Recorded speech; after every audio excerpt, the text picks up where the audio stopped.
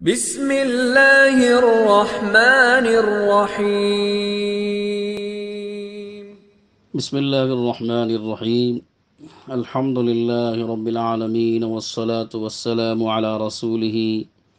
سیدنا و نبینا محمد وعلی آلہ واصحابہ اجمعین، اما بعد فاعوذ باللہ من الشیطان الرجیم، بسم اللہ الرحمن الرحیم، فصل لربک وانحر۔ وروي عن النبي صلى الله عليه وسلم أنه قال: ضحوا فإنها سنة أبيكم إبراهيم، أو كما قال عليه الصلاة والسلام۔ بزرگان محترم، عزیز دوستوں اور بھائیوں،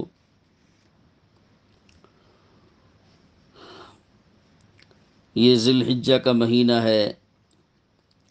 جو انتہائی مبارک مہینہ ہے، اور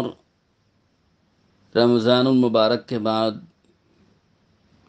سب سے زیادہ عبادت کے اعتبار سے اللہ کے نزدیک پسندیدہ ایام چل رہے ہیں، یعنی عشر ذی الحجہ۔ ان ایام میں جہاں بہت ساری عبادتیں ادا کی جاتی ہیں، ان میں ایک بڑی اور عظیم عبادت قربانی ہے، جس کے متعلق آپ سب حضرات جانتے ہیں کہ یہ حضرت ابراہیم علی نبینا علیہ الصلاۃ والسلام کی سنت ہے، جس کو اللہ تعالیٰ نے قیامت تک آنے والی امت میں زندہ رکھا ہے۔ اور یہ ایک واحد عمل بلکہ دوسرا عمل ایسا ہے کہ جو انہی دنوں میں انجام دیا جاتا ہے، اور ان کے علاوہ کسی اور دن میں یہ عمل انجام نہیں دیا جا سکتا۔ ایک عمل تو حج بیت اللہ ہے کہ جو انہی ایام میں ادا ہو سکتا ہے، اور کسی دن میں، کسی مہینے میں اور کسی تاریخ میں یہ ادا نہیں کیا جا سکتا۔ اور دوسرا عمل قربانی ہے، جو انہی دنوں کے ساتھ خاص ہے، یعنی 10 ذی الحجہ ہے، 11 ہے اور 12 ہے۔ ان قربانی کے 3 دنوں میں قربانی کا عمل مخصوص ہے، اور ان 3 دنوں کے گزر جانے کے بعد یہ عمل ہم پورے سال کبھی انجام نہیں دے سکتے۔ اسی لیے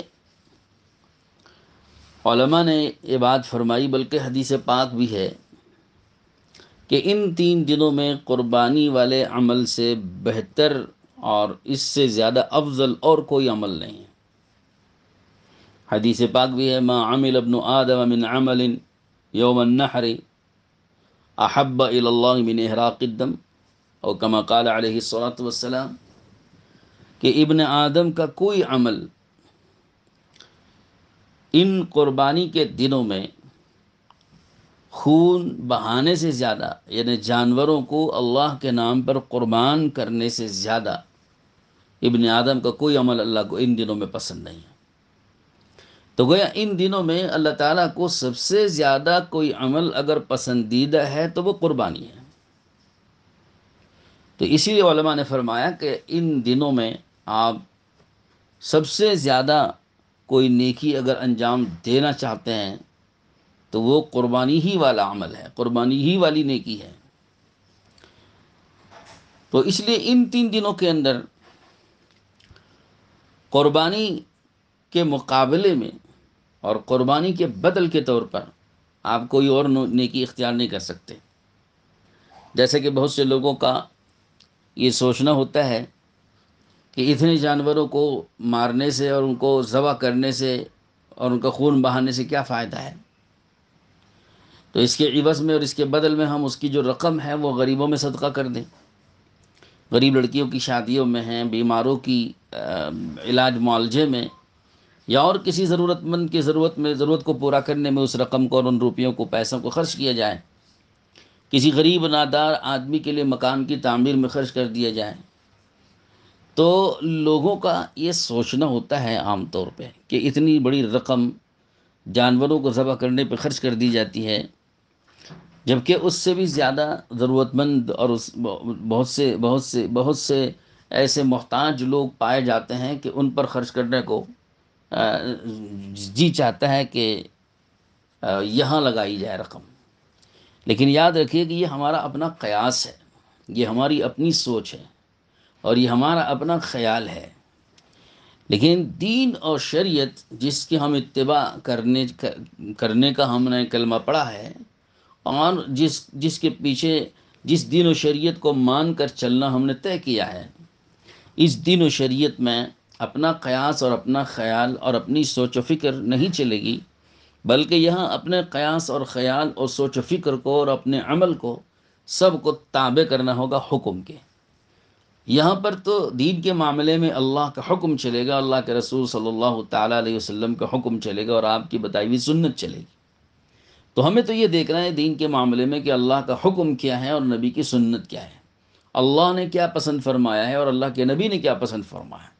اور اللہ نے ہمیں کیا حکم دیا اور اللہ کے نبی نے ہمیں اس کا کیا طریقہ بتایا. ہماری عقل کیا کہتی ہے، ہماری عقل اس کو تسلیم کرتی ہے کہ نہیں کرتی ہے، ہمارا اپنا خیال اور ہماری اپنی سوچ اس کے موافق ہے اور اس کو قبول کرتی ہے کہ یا اس کا اباح کرتی ہے، اس کا انکار کرتی ہے. ہمیں اس کو نہیں دیکھنا ہے. یہاں تو عقل اور اپنی قیاس اور سوچ کو اللہ تعالیٰ کی حکم کے آگے، اللہ کے نبی کی سنت اور آپ کے طریقے اور آپ کے حکم کے آگے ہمیں قربان کرنا چاہیے. تو چنانچہ میں نے حدیث آپ کو سنا دی، اللہ کے رسول صلی اللہ علیہ وسلم نے یہ بات صاف فرما دی کہ ابن آدم کا کوئی عمل ان دنوں کے اندر اللہ تعالیٰ کو قربانی سے زیادہ پسندیدہ نہیں ہے. تو لہذا جب قربانی کرنا ہی اللہ تعالیٰ کو سب سے زیادہ پسند ہے ان 3 دنوں کے اندر، تو پھر ہمیں قربانی کے عوض میں اور اس کے بدل میں کسی اور عمل کو اختیار کریں تو اللہ تعالیٰ کی پسند اس کے ساتھ نہیں ہے، وہ اللہ کو پسند نہیں ہے. ہماری اپنی پسند ہو سکتی ہے، میری پسند ہو سکتی ہے، آپ کی پسند ہو سکتی ہے، مگر یہ اللہ کی پسند نہیں ہے. اللہ کی پسند یہ ہے کہ آپ ان 3 دنوں میں صرف قربانی ہی دیں گے. اللہ کی پسند یہ ہے کہ آپ ان 3 دنوں میں جانور ذبح ہی کریں گے. اللہ کی پسند یہ ہے کہ ان 3 دنوں میں آپ جانور کا خون اللہ کے نام پر بہائیں گے. یہی اللہ کا پسندیدہ عمل ہے، اور ہمیں اسی کو اختیار کرنا چاہیے جو اللہ تعالیٰ کا پسندیدہ عمل ہو. اس لیے کہ دین اور شریعت اللہ کے حکم پر چلنے کا نام ہے. تو جو چیز اللہ کو پسند ہے اس کو اختیار کرنے سے ہی اللہ کے دین پر چلنا ہوگا.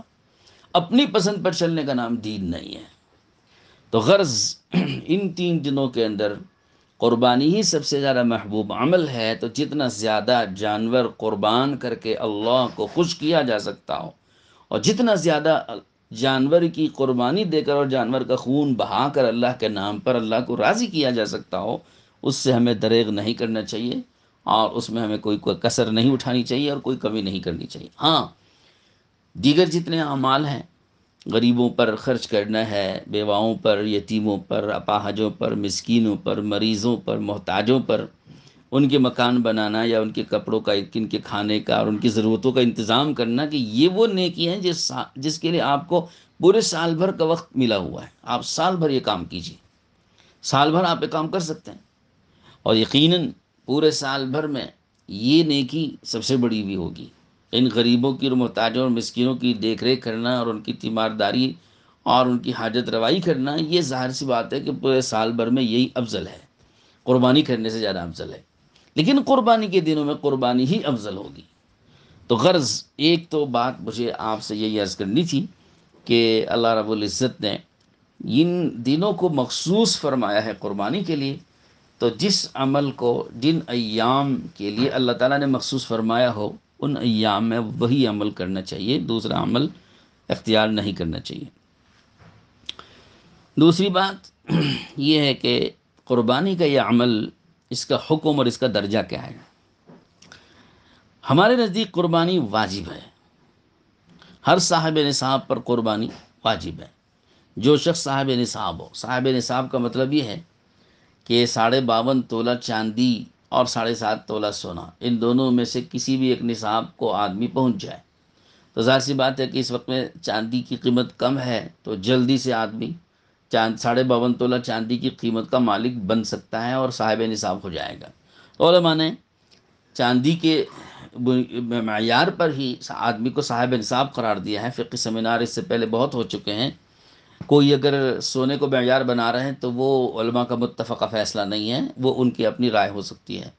لیکن چاندی کا جو نصاب ہے اس نصاب اور اس معیار سے آدمی کو صاحب نصاب سمجھا جائے گا۔ اور آج کل 52.5 تولہ چاندی کی جو قیمت ہے، یعنی 52.5 تولہ چاندی گرام کے حساب سے 612 گرام 360 ملی گرام بنتی ہے، اور اس کی قیمت موجودہ جو ہے ابھی آج کل جو چل رہی ہے اس حساب سے 42,500 روپے ہے۔ ہاں، 42,500 روپے، 42,500 روپے کے لگ بھگ بنتی ہے 52 تولہ چاندی کی قیمت۔ تو لہٰذا جو شخص 42,500 روپے کا مالک ہے، 42,500 روپے کی ملکیت کا مالک ہے، اتنی اس ملکیت کو پورا کرنے کے لیے اس کی ضرورت سے زائد سارا سامان شامل کیا جائے گا نصاب میں۔ ضرورت سے زائد کپڑے، ضرورت سے زائد سواری، ضرورت سے زائد مکان، ضرورت سے زائد فرنیچر، یہ سب شامل کر کے اگر اور کیش اماؤنٹ ہے، سونا ہے، چاندی ہے، یہ ساری چیزیں ملا کر 42,500 روپے کی مالیت ہو جاتی ہے، تو وہ آدمی صاحب نصاب ہے، اس پر قربانی واجب ہے۔ اور سال بھر گزرنا بھی اس مال پر ضروری نہیں ہے، تو قربانی ہمارے نزدیک واجب ہے۔ اور یہ واجب ہونا کس سے سمجھ میں آتا ہے؟ میں نے قرآن کی آیت پڑھی تھی، فَصَلِّ لِرَبِّكَ وَانْحَرْ، یہ سورہ کوثر کی آیت ہے، سب جانتے ہیں۔ اس آیت کی تفسیر میں علماء نے یہ لکھا ہے کہ صلی لربک وانحر کا مطلب ہے صلی صلاۃ العید وانحر البدن بعدہا، کہ صلاۃ العید، نماز عید ادا کرو اور اس کے بعد جانور کی قربانی دو۔ تو لہذا یہ جانور کی قربانی دینا ہی مراد ہے قربانی کے ایام میں، اس آیت کی تفسیر میں۔ تو اس آیت کا مطلب یہ ہوا کہ جانور کی قربانی دو، تو قربانی دو یہ امر کا صیغہ ہے، حکم ہے۔ اور مطلق الامر للوجوب فی حق العمل، صاحب بدائع الصنائع نے فرمایا کہ جب امر مطلق آئے کسی قرینے کے بغیر، اس میں کوئی قرینہ نہیں ہے، تو اس صورت میں وہ امر اور حکم وجوب کے معنی میں لیا جائے گا۔ تو لہذا ونحر یہاں پر جو امر کا صیغہ ہے، بغیر کسی قرینے کے آنے کی وجہ سے یہ وجوب پر محمول کیا جائے گا، تو اس سے قربانی کرنا واجب ثابت ہوتا ہے۔ اس کے علاوہ حضور اکرم صلی اللہ علیہ وسلم سے روایات بھی ایسی موجود ہیں۔ چنانچہ ایک روایت میں نے پڑھی تھی آپ کے سامنے، جس کو ابن ماجہ نے اور امام بہقی نے سنن کبریٰ میں اس کو نقل فرمایا ہے۔ ابن ماجہ کی روایت 3127 نمبر کی ہے، سنن بہقی میں جلد نمبر 9 اور صفحہ نمبر 261 پر یہ روایت موجود ہے۔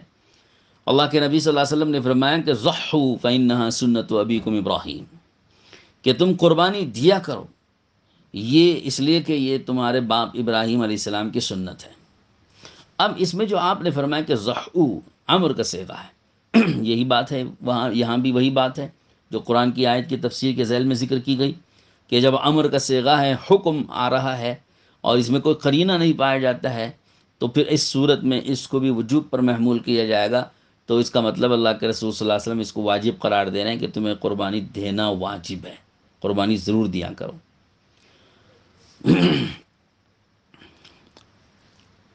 اس کے علاوہ اور بھی کچھ روایات ہیں جس میں قربانی نہ کرنے پر وعید آئی ہوئی ہے۔ چنانچہ آپ صلی اللہ علیہ وسلم نے فرمایا کہ من لم یضحی فلا یقربن مصلانا، کہ جو قربانی نہ دے وہ ہمارے عیدگاہ کے قریب ہی نہ آئے۔ اب یہ جو وعید ہے، سخت وعید ہے۔ اب وعیدیں عام طور پر علماء نے فرمایا ہے کہ وعید ترک وجوب ہی پر آتی ہے، سنت کے ترک پر وعید نہیں ہے زیادہ۔ ہاں، سنت کے ترک پر مواخذہ ہو سکتا ہے، لیکن وعیدیں جو بھی ہوتی ہیں، وعید جس انداز سے آتی ہے اس سے یہ پتہ لگانا آسان ہوتا ہے کہ یہ ترک وجوب پر آ رہی ہے۔ چنانچہ یہاں پر قربانی نہ دینے پر وعید آئی، تو یہ ظاہر ہے کہ قربانی واجب ہونے کی وجہ سے ہی یہ وعید آ رہی ہے۔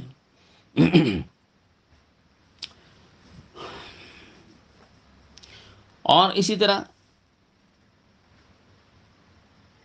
آپ صلی اللہ علیہ وسلم نے ایک روایت میں فرمایا ہے کہ من ذبح قبل الصلاۃ فلیعد اضحیتہ، جو نماز سے پہلے قربانی دے دے اس کو چاہیے اپنی قربانی لوٹائے، قربانی دوبارہ دے۔ دیکھیے اگر قربانی واجب نہ ہوتی تو لوٹانے کا حکم نہ دیا جاتا نا، تو اس سے پتہ چلتا ہے کہ یہ قربانی واجب ہے، اسی لیے آپ علیہ السلام قربانی نماز سے پہلے دی جانے والی قربانی کو لوٹانے کا حکم دے رہے ہیں۔ تو جو چیز واجب ہوتی ہے اسی کو لوٹانے کا حکم دیا جاتا ہے، اگر وہ واجب نہ ہوتی تو اس کو لوٹانے کا حکم نہ دیا جاتا، لوٹانا بھی واجب نہ ہوتا۔ تو یہ چند روایات اور احادیث ہیں جس سے پتہ چلتا ہے کہ قربانی دینا واجب ہے۔ بعض حضرات اس کو سنت قرار دیتے ہیں، اور ان کی دلیل یہ ہوتی ہے کہ حضور صلی اللہ علیہ وسلم نے فرمایا فَإِنَّهَا سُنَّتُ أَبِيكُمْ، تو سنت قرار دیا حضور صلی اللہ علیہ وسلم نے۔ تو یاد رکھیے کہ یہ سنت کہنے کا مطلب طریقہ ہے، یہ حکم شرعی اصول اور شرعی اصطلاح کے معنی میں یہاں سنت کا لفظ نہیں لیا گیا، بلکہ طریقے کے معنی میں لیا گیا ہے کہ یہ طریقہ ہے اور راستہ ہے، تمہارے نبی حضرت ابراہیم علیہ السلام کا طریقہ ہے۔ تو آپ علیہ السلام نے طریقہ بتانے کے لیے اس کو بیان کیا ہے۔ شرعی اصطلاح کے معنی میں جو سنت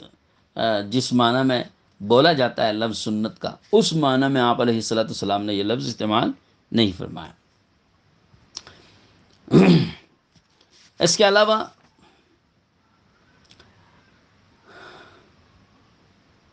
قربانی کے سلسلے میں ایک اور سنت ہونے کے سلسلے میں، واجب نہ ہونے کے سلسلے میں بعض حضرات یہ بھی دلیل دیتے ہیں کہ حضرت ابوبکر و عمر رضی اللہ عنہما نے 1 سال یا 2 سال آپ نے قربانی جانور ذبح نہیں کیا تھا، تو اس سے بھی پتہ چلتا ہے کہ انہوں نے جب ترک کیا ہے بعض سالوں میں قربانی کو، تو اسی لیے ترک کیا ہے کہ واجب نہیں تھی، لیکن اس میں کوئی دلیل نہیں پائی جاتی۔ ترک کرنا اس وجہ سے بھی تو ہو سکتا ہے کہ ان کے اوپر قربانی واجب تھی ہی نہیں، اس لیے ترک کیا۔ اس لیے کہ حضرت ابوبکر بھی حضرت عمر رضی اللہ عنہما بھی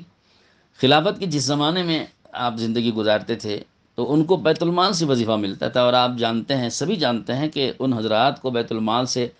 اتنا بھی وظیفہ نہیں ملتا تھا کہ جو ان کی زندگی کے لیے کفایت کر سکے۔ تو جب ان کا وظیفہ ان کی اپنی ضروریات کے لیے بھی کافی نہیں ہوتا تھا تو صاحب نصاب ہونے کا کیا مطلب ہوگا؟ صاحب نصاب ہونا تو دور کی بات ہے۔ تو لہذا انہوں نے اس لیے نہیں قربانی دی کہ وہ صاحب نصاب تھے ہی نہیں، تو جب صاحب نصاب ہوتے تو ضرور قربانی دیتے، تو ان کا ترک کرنا قربانی کو صاحب نصاب نہ ہونے کی وجہ سے تھا۔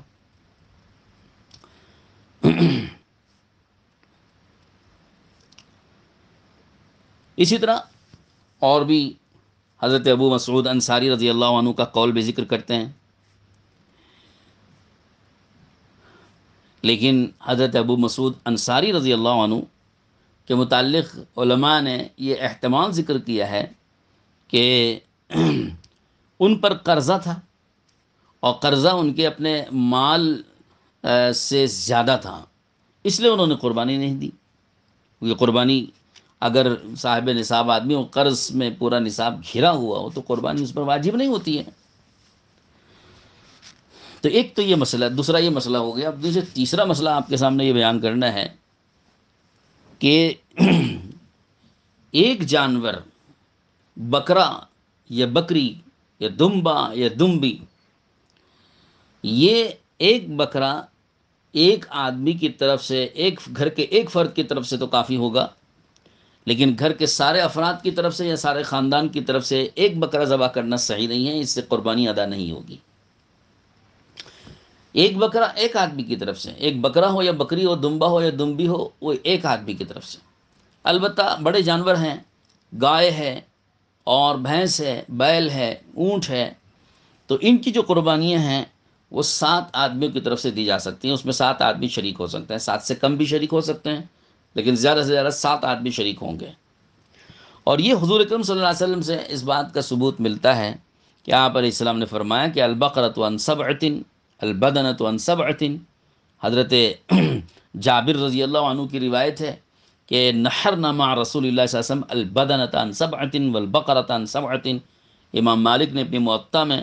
اور امام احمد نے اپنی مسند میں، امام مسلم نے اپنی صحیح مسلم میں، امام ابو داؤد، امام ترمذی، ابن ماجہ رحمہم اللہ، ان سب حضرات نے یہ حدیث ذکر فرمائی ہے۔ اور اس کے علاوہ ایک بکری کا ایک آدمی کی طرف سے ہونا، یہ روایت حضرت عبداللہ بن عمر رضی اللہ عنہما سے ہے، الشاۃ عن واحد۔ صاحب اعلاء السنن نے اس حدیث کو ذکر فرمایا ہے کہ الشاۃ عن واحد،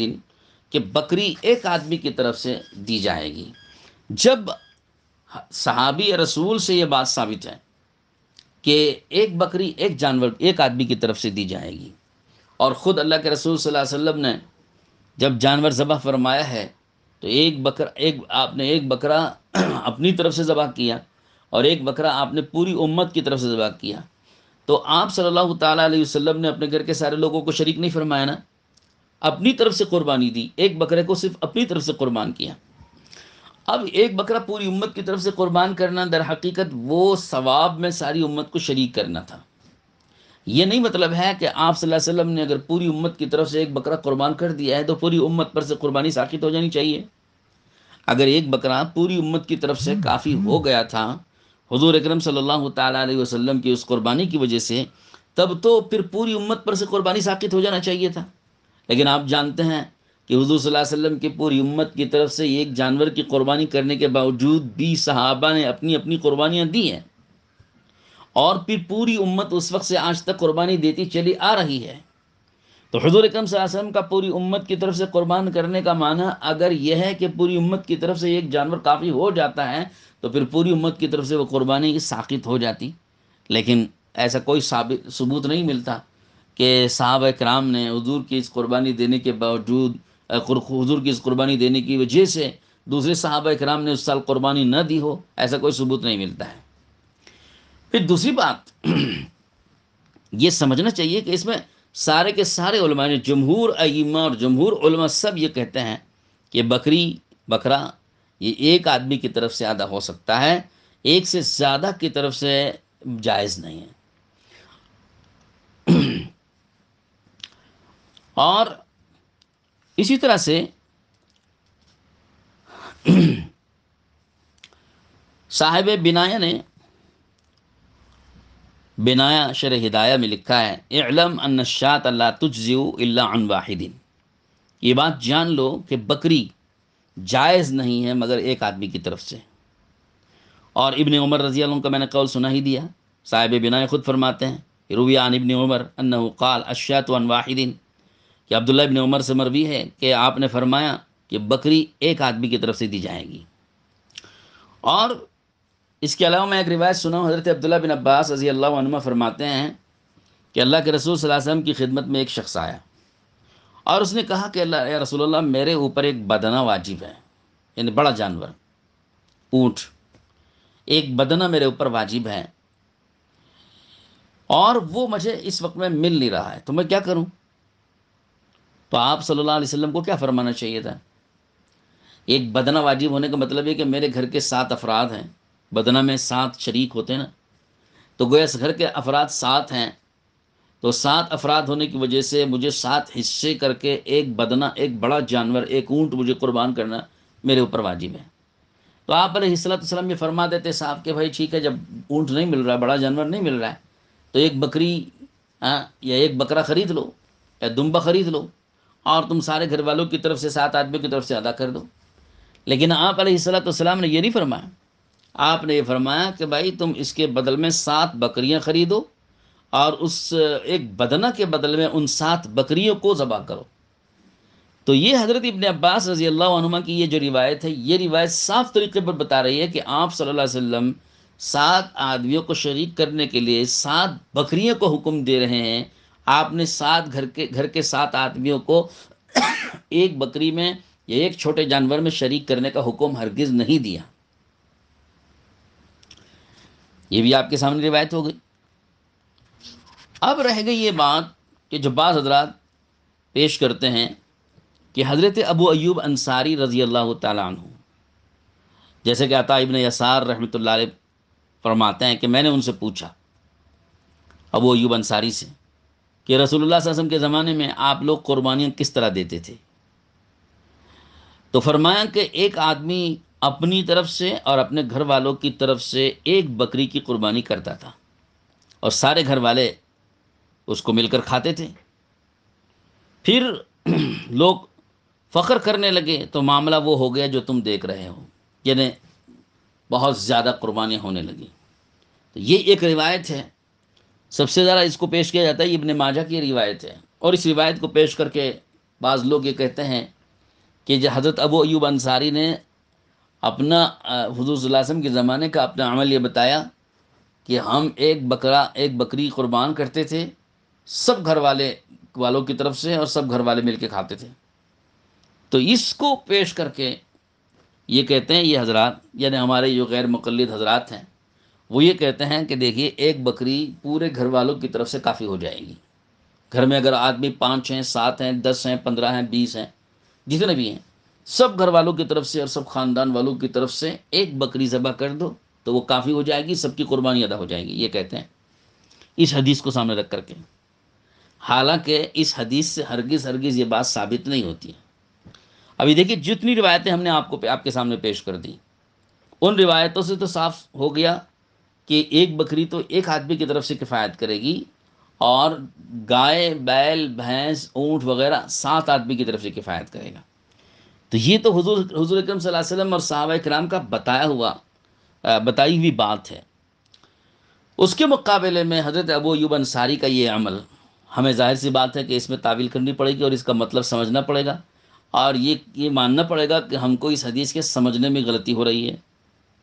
چنانچہ امام محمد رحمۃ اللہ علیہ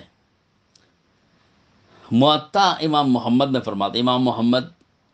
بالکل تابعین کے زمانے کے تابعین میں سے ہیں، امام ابو حنیفہ رحمۃ اللہ علیہ کے شاگرد ہیں، اور فقہ کے بہت بڑے امام مانے جاتے ہیں۔ تو ہم سے تو بہت پہلے آئے ہوئے نا، آج ہم 1400 سال کے بعد حضرت ابو ایوب انصاری والی روایت کے معنی جو سمجھ رہے ہیں، امام محمد رحمۃ اللہ علیہ نے ہم سے اچھے سمجھے ہوں گے، جبکہ ہم سے 1300 سال پہلے وہ پیدا ہوئے۔ تو ہمارے اور ان کے درمیان میں 1300 سال کا فرق ہے۔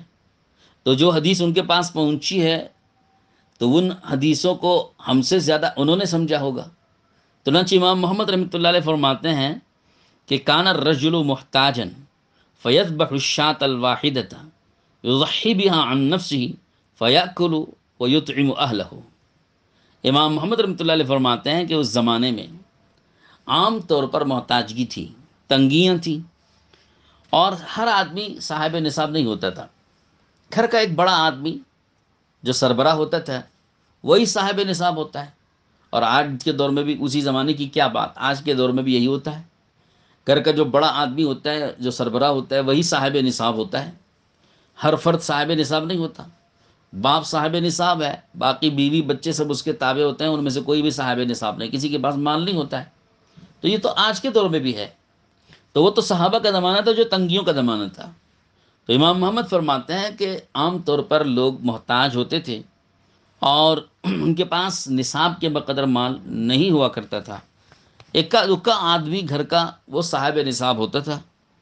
اور وہ اپنی قربانی جو واجب قربانی ہے وہ قربانی دیتا تھا،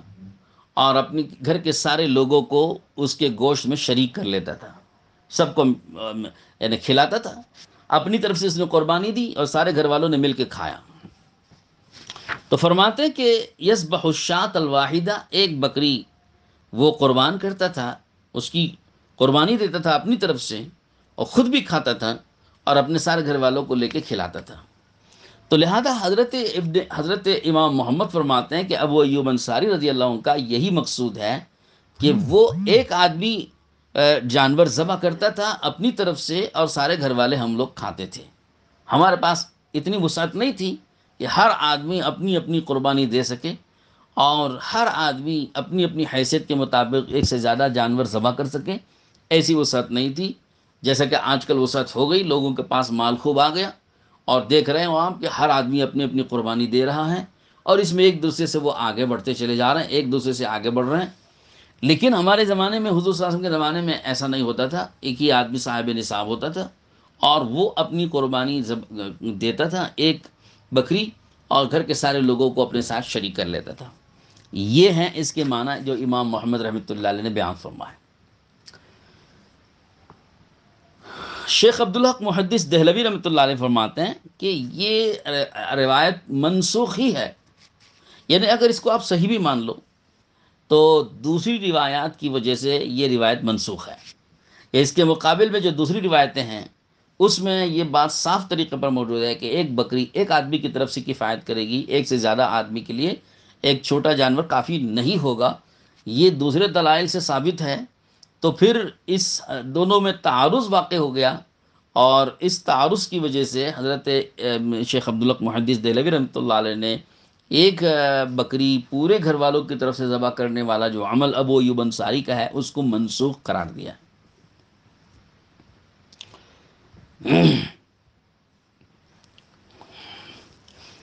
ایک قیاس والی بات بھی میں عرض کروں کہ مان لیجئے کہ اگر ایک بکری پورے گھر والوں کی طرف سے، پورے خاندان والوں کی طرف سے اگر کافی ہو جاتی ہے تو گائے کا کیا قصور ہے؟ تو گائے کو بھی تھوڑا اور وسعت دیجیے۔ اونٹ کا کیا قصور ہے؟ اونٹ کو بھی تھوڑا سا، اونٹ میں بھی تھوڑا اور لوگوں کو زیادہ شریک کر لیجیے۔ ایک بکری جب پورے گھر والوں کی طرف سے کافی ہو سکتی ہے تو ایک گائے کیوں نہیں کافی ہوگی، اور ایک اونٹ کیوں نہیں کافی ہوگا؟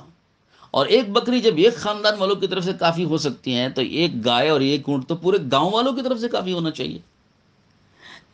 تو یہ ایک قیاس اور عقل میں بھی نہیں آنے والی بات ہے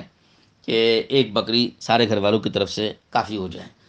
ایک یہاں پر سوچنے کی ایک بات اور بھی ہے، وہ یہ کہ حضرت ابو ایوب انصاری رضی اللہ عنہ تنہا صاحب نصاب تھے، اگر انہوں نے ایک جانور قربان کیا تو بالکل قرین قیاس ہے، قیاس کے مطابق ہے۔ لیکن یہ بتائیے کہ اگر ایک گھر میں 5 افراد رہتے ہوں اور پانچوں کے پانچوں صاحب نصاب ہوں، سب کے سب مالک نصاب ہوں، تو کیا اس کے باوجود بھی ایک جانور ذبح کرنے سے تمام پانچوں صاحب نصاب کی قربانی ادا ہو جائے گی، جبکہ ہر آدمی پر اپنی اپنی قربانی واجب ہے؟ 5 اگر صاحب نصاب ہے تو پانچوں پر الگ الگ قربانی واجب ہے۔ جب پانچوں پر قربانی الگ الگ واجب ہے تو ایک آدمی اگر ذبح کر دے قربانی سب کی نیت سے تو سب کی قربانی کیسے ادا ہو جائے گی؟ 5 آدمی پر نماز فرض ہے، ایک آدمی پڑھ لے تو کیا پانچوں آدمی کی نماز ادا ہو جائے گی؟ 5 آدمیوں پر روزہ فرض ہے، ایک گھر کے 5 آدمی ہیں، سب پر روزہ فرض ہے، تو ایک آدمی روزہ رکھ لے تو کیا پانچوں آدمیوں کا روزہ ادا ہو جائے گا؟ ایک گھر کے 5 آدمیوں پر قربانی واجب ہے، تو ایک آدمی قربانی دے دے تو سب کی طرف سے قربانی ادا ہو جائے گی۔ ایک آدمی پر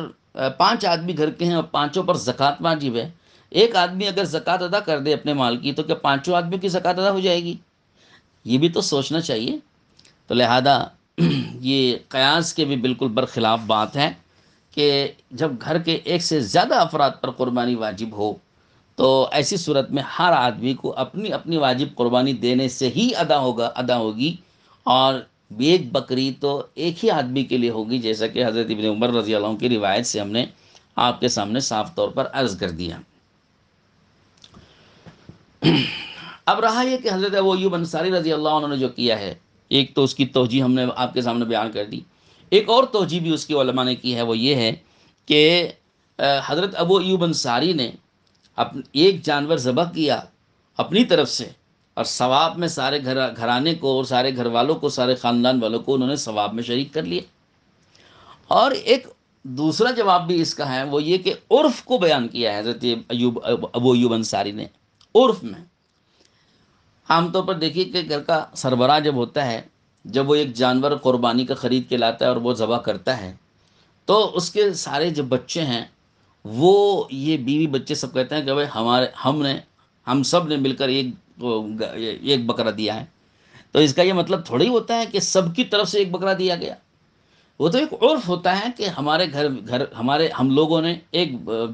بکرا قربان کیا، ہم لوگوں نے بھی قربانی دی۔ تو لفظ اس طرح کہا جاتا ہے عرف کے اعتبار سے کہ جس میں سارے گھر والے گویا شریک ہو رہے ہوں، چونکہ سب مل کر اس عمل کو انجام دے رہے ہوتے ہیں، لیکن شرعی اعتبار سے اور نیت کے اعتبار سے وہ ایک فرد کی طرف سے ادا ہوتا ہے۔ تو وہ ایک فرد کی طرف سے ادا ہونے کے باوجود عرف میں سب کی طرف سے کہا جاتا ہے، تو حضرت ابو ایوب انصاری کا کہنا بھی اسی طرح پر محمول کیا جائے گا۔ بہرحال اس روایت کے مختلف جوابات اور مختلف تعویلات اس کی گئی ہیں، لیکن الشاۃ عن واحد، جو حضرت ابن عمر نے فرمایا کہ بکری ایک آدمی کی طرف سے ہے، اس کی کوئی تعویل نہیں ہے، یہ تو واضح لفظ ہے کہ ایک بکری ایک کی طرف سے ادا ہوگی، اور البقرۃ عن سبعۃ، کہ گائے 7 کی طرف سے ادا ہوگی، اس کی کوئی تعویل نہیں، اس لیے کہ یہ واضح الفاظ ہیں۔ ایک آخری بات اس میں عرض کر کے بات کو ختم کرتا ہوں کہ ہمارے غیر مقلد جو حضرات ہیں، ان پر بڑا تعجب بھی ہوتا ہے مجھے، اس لیے کہ ایک طرف تو یہ کہتے ہیں کہ ہم تو قول خدا اور قول رسول لیتے ہیں، کہ ہم تو کسی بھی عمل کی دلیل کے لیے اللہ تعالیٰ کا قول لیتے ہیں یا رسول اکرم صلی اللہ علیہ وسلم کا قول لیتے ہیں، اور کسی کی قول کو ہم نہیں لیتے۔ ایک طرف تو یہ جن کا دعویٰ ہے، دوسری طرف اپنے مسلک کے استدلال میں صحابی کا قول بھی لے لیتے ہیں، کسی صحابی کا عمل بھی لے لیتے ہیں، جبکہ ان کے خلاف اگر کسی صحابی کا قول آئے،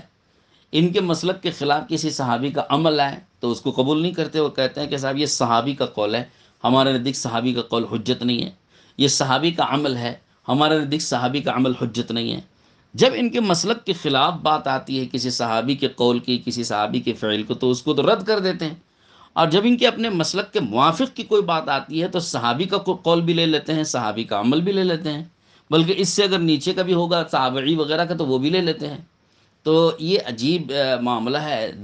ان کا دوہرا معاملہ ہے کہ کہیں صحابی کا قول ان کے لیے حجت ہے جب ان کے موافق آئے، اور کہیں صحابی کا قول و عمل ان کے لیے حجت نہیں ہے جب ان کے خلاف آئے۔ تو یہ فلسفہ تو نہیں سمجھ میں آتا ہے۔ بات تو اصول تو ایک ہونا چاہیے کہ اگر آپ کے نزدیک قول خدا اور قول رسول ہی اگر حجت ہے تو پھر ہر عمل میں قول خدا اور قول رسول پیش کرو، اور اگر تمہارے نزدیک صحابی کا قول و عمل میں حجت ہے تو پھر ہر جگہ صحابی کا قول و عمل کو قبول کرو، کسی جگہ صحابی کے قول و عمل کو رد کر دینا اور کسی جگہ صحابی کے قول و عمل کو قبول کر لینا، چاہے اس کے خلاف بھی صحابی کا قول و عمل موجود ہو اور چاہے اس کے خلاف حضور کا بھی عمل موجود ہو، پھر بھی نہ قبول کرنا عقل میں آنے والی بات نہیں ہے۔ جیسے ایک حدیث میں آپ کو سنایا تھا، حضور اکرم صلی اللہ علیہ وسلم نے 2 جانور ذبح کیے، ضحیٰ کبشینی املحینی، کہ آپ صلی اللہ تعالیٰ علیہ وسلم نے 2 جانور ذبح کیے تھے، 2 دمبے ذبح فرمائے تھے، ایک اپنی طرف سے اور دوسرا پوری امت کی طرف سے۔ تو اسی میں آپ دیکھ لیجئے کہ حضرت رسول پاک صلی اللہ تعالیٰ علیہ وسلم نے اگر ایک بکری، ایک دمبا پورے گھر والوں کی طرف سے اگر کافی تھا، تو حضور نے اپنا جو قربان کیا، اپنے جانور، اپنا بکرا جو قربان کیا، اس میں سارے گھر والوں کو کیوں نہیں شریک کیا؟ یہاں تو آپ صلی اللہ علیہ وسلم نے ایک بکرا صرف اپنی ذات کی طرف سے قربان کیا، دوسرے کو تو پوری امت کی طرف سے کیا ہے نا۔ لیکن پوری امت میں افضل تو اپنا خاندان، اپنا گھرانہ تھا، اور اپنے گھرانے کو اگر شریک کرنا تھا تو آپ صلی اللہ علیہ وسلم اپنی قربانی میں شریک کر کے بتاتے نا۔ تو حضور صلی اللہ علیہ وسلم نے تو اپنے عمل سے یہ بتایا کہ ایک بکرا جو میرے اوپر واجب ہے اس کو میں ادا کر رہا ہوں، اپنے گھر والوں کو میں نہیں شریک کر رہا ہوں، اور دوسرا جو بکرا میں نے پوری امت کی طرف سے ادا کیا وہ تو نفل قربانی ہے، ثواب میں پوری امت کو آپ صلی اللہ علیہ وسلم شریک کر رہے ہیں، یہ نہیں ہے کہ پوری امت پر جو واجب قربانی ہے وہ میں ادا کر رہا ہوں۔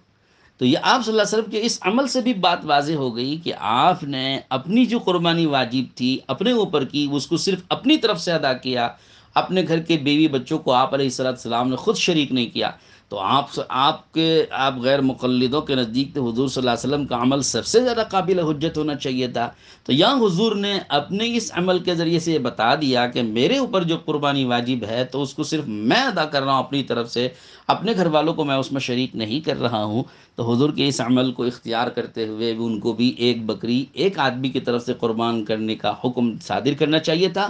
پورے گھر والوں کو شریک کرنے کا کوئی مطلب اور کوئی معنی نہیں ہوتا ہے۔ اللہ تعالی ہم سب کو عمل کرنے کی اور سمجھنے کی بھی توفیق نصیب فرمائے۔ سمجھنا بھی ضروری ہے اور سمجھ کر عمل کرنا بھی ضروری ہے۔ ایسا نہ ہو کہ آدمی بغیر سمجھے دین کی بات پر چلتا رہے، اور ہر کسی کی بات کو لینے کا مزاج بھی بڑا غلط ہے۔ لوگوں کو ایک عام عادت ہو گئی کہ بھائی انٹرنیٹ پر، یوٹیوب چینلز پر اور دیگر جو چینلز ہوتے ہیں، فیس بک پر، انسٹاگرام پر، یہاں پر جو بھی کسی کی کوئی بھی بات آ جائے تو ہر ایک کی بات کو لے لیتے ہیں اور اس کا اثر قبول کرنے لگ جاتے ہیں اور اس کی بات پر اعتبار کرنے لگ جاتے ہیں۔ یہ بڑی غلط چیز چل رہی ہے اور ایک بہت خطرناک چیز چل رہی ہے۔